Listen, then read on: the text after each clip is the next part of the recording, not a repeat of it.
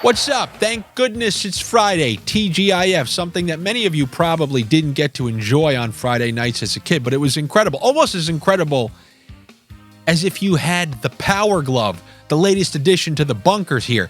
Aren't you glad, you minority Green Bay Packers owner, the subscribers to my Patreon? I told you, I'm going to use your money and reinvest into the show. What does that mean? I'm getting a Nintendo Power Glove in pristine condition, and I'm lining it up here. We're kind of running out of space to put interesting things, but hopefully, it's 2024, all right? People's minds, they're going all over the place. Your attention span is like a goldfish TikTok, 10 seconds. So I got to have a Power Glove here, noses there, Street Fighter there.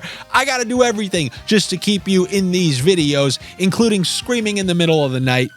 Anyway, it was the first losing week for me, for us, and for Miss Lippy too, since November. The last week in November was the last time we had a losing week. And I got to be honest, not upset. I'm kind of happy.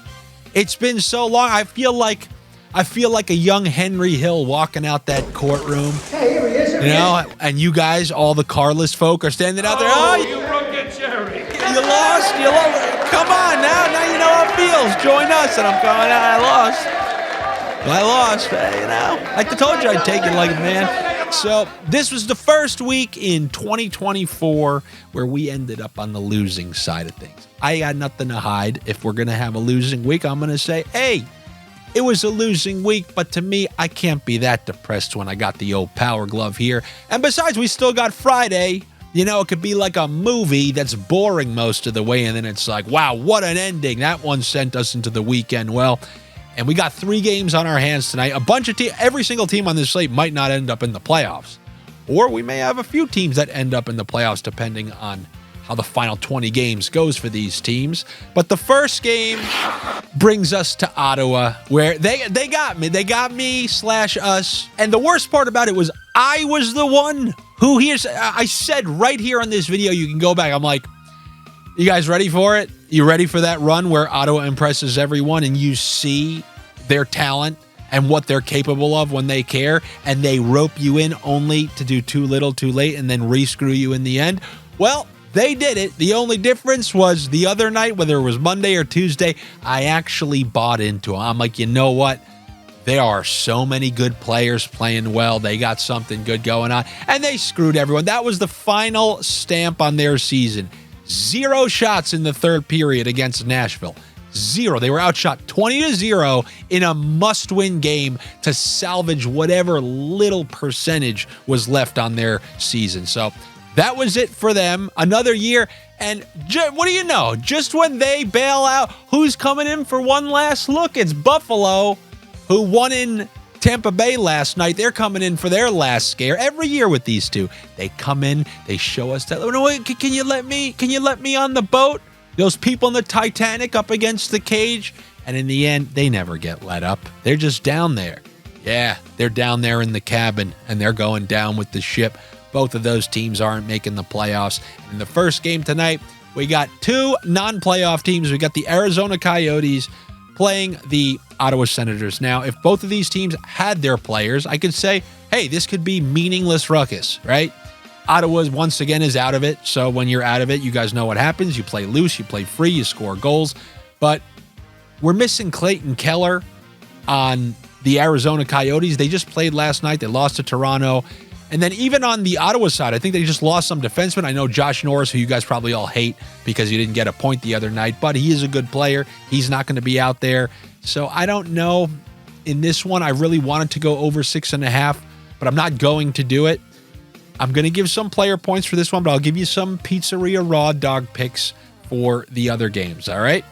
So for this game, there is one thing that comes from Norris not being in the lineup. One of the reasons I gave you Josh Norris the other night was because he was on the top power play. So he was hot 5-on-5 with Batherson. He was on the top power play.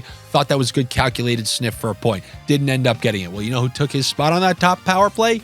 Tim Stützle. And why is that important to me? Because Claude Giroux is also on that top power play. Know this, when I give you guys line mate combinations and things like that, especially if I give you 2+ point line mate combinations, what's imperative if you're sniffing your own way and you're doing this is that you got to see those guys not only together 5-on-5, you got to see them on the top power play unit as well, because you're hoping that they connect for 2 goals. You can't be needing more than 2 goals to hit that, because then you're really going to screw yourself. But if a duo is on the top power play and they play together 5-on-5, that's how you are able to hit those 2+ point combos and things like that. You think about many of the combos who have hit. You think about the Thomas and the Buchnev. They play 5-on-5 and on the top power play all the time together. You think about guys like Marners, Matthew, everyone. Even the Mason McTavish, Troy Terry one that hit 3 out of 4 games. Why? Because same power play unit, both together on the second line. So that's what you need to be looking for. And since Tim Stützle is on that top line, I'm going to take him and Claude Giroux to register a point, a line mate point prop combo, and that will give you slight plus money. But I'm telling you, I do not mind if you go 2+ points on both of those guys. Just a little sprinkle. So if we're going to put $10 on the duo, 8 on them to register a point together, and then 2 on them both to register 2+ points. Now, the thing about that top power play now, like in Vegas with these injuries, I don't know if you've noticed Vegas the last couple of games, but Amadio and Stevenson, they play on the second line. Carlson and Marchessault, they play on the first line. So you have a center and a winger, both line mates. All 4 of those players are on the top power play. That's a 2+ pointers dream.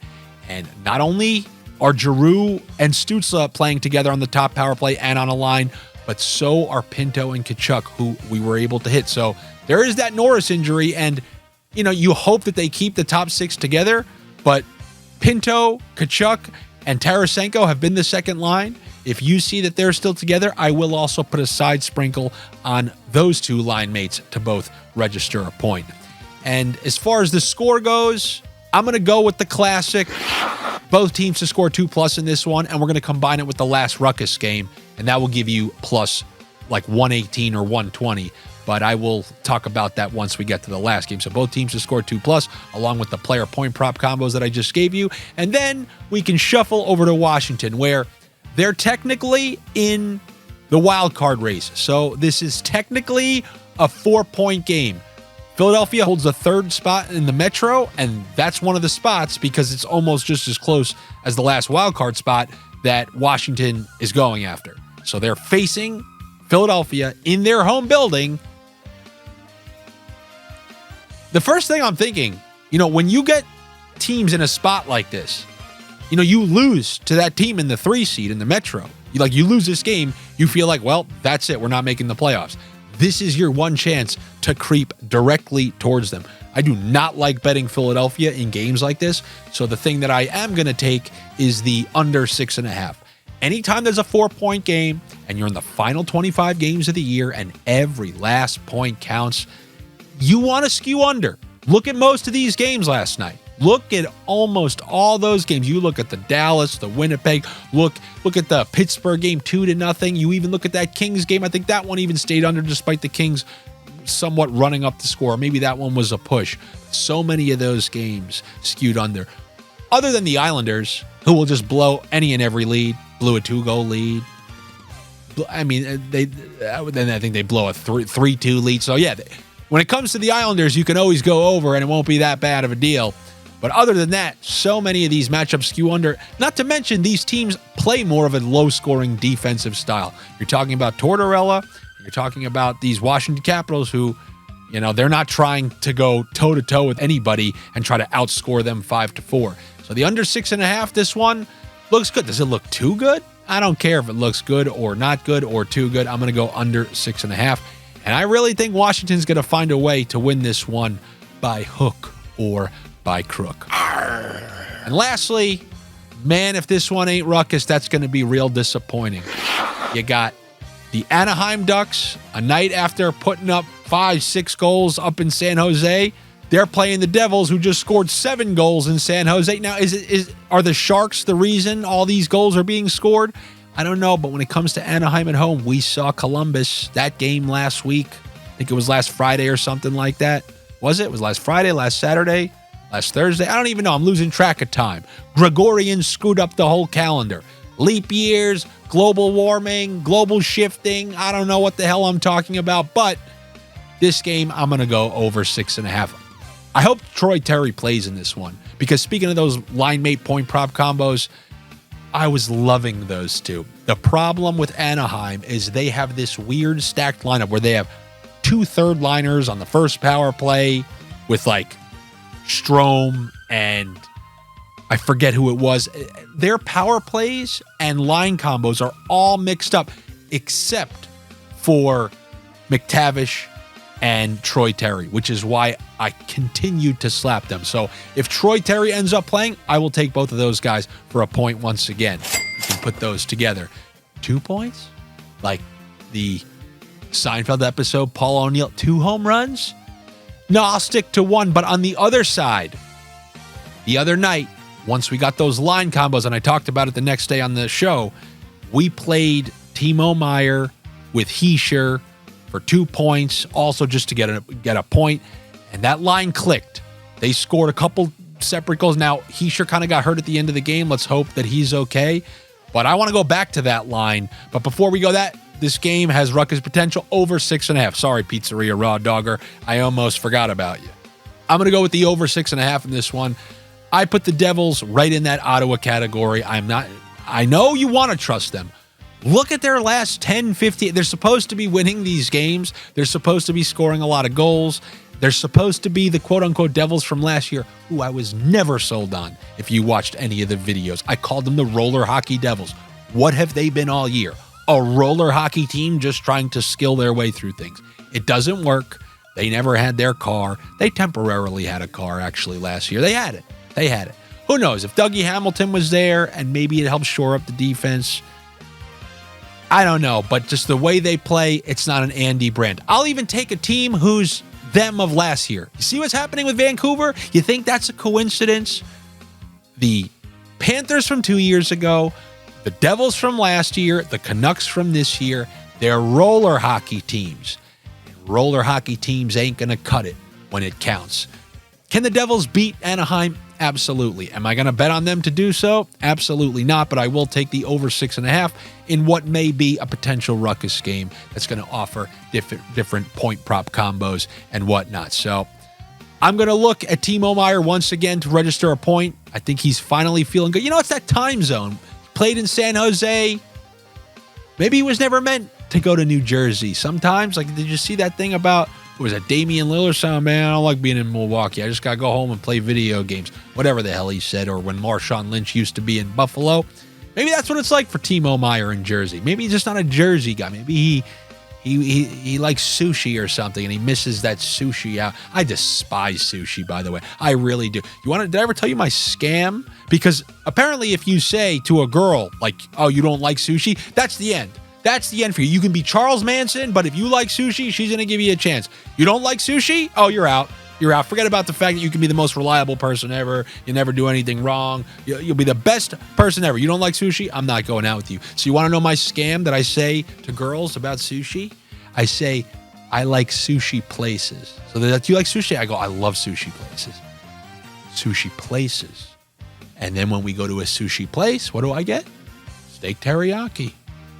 Chicken teriyaki. No problem. Love sushi places. I love them. Can't wait to go to a sushi place.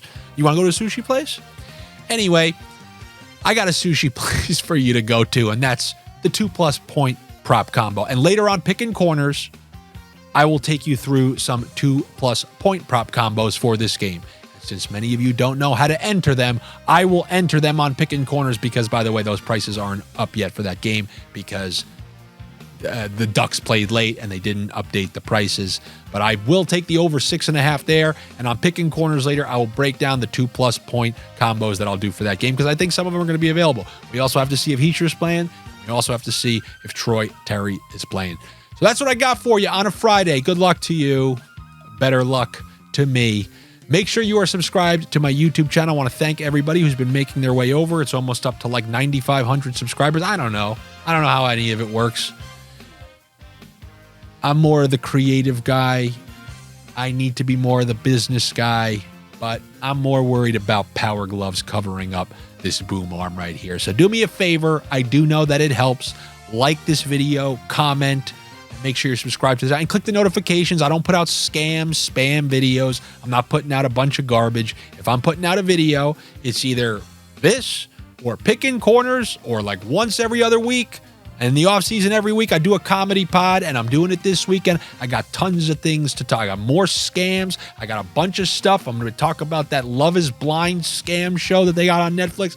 I got a lot going on. And also, if you guys want the weekend picks, you guys know where to get them. You come to patreon.com/Andy Francess. You come there to be a Green Bay Packers minority owner and pay for the Power Glove. All right, I'll see you guys later for Picking Corners. Good luck.